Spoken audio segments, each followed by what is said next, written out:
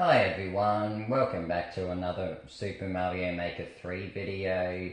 Today I'm going to be playing Super Mario Maker 3, but I can't press two buttons at the same time. Now this is going to be a bit interesting. It's an idea I've had for a while, because say like I can't run and jump at the same time. So I'd have to stop my run before I press the jump button. And also, like, if I'm holding the run button in mid-air, I can't, like, do a mid-air spin or something.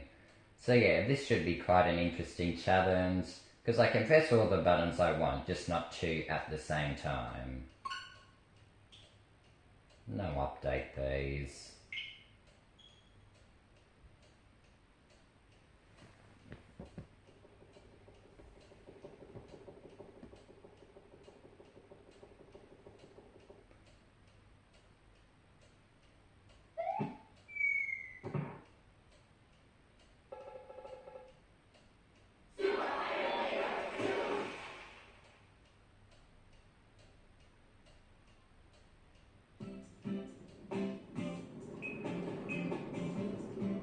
Oh wait, no!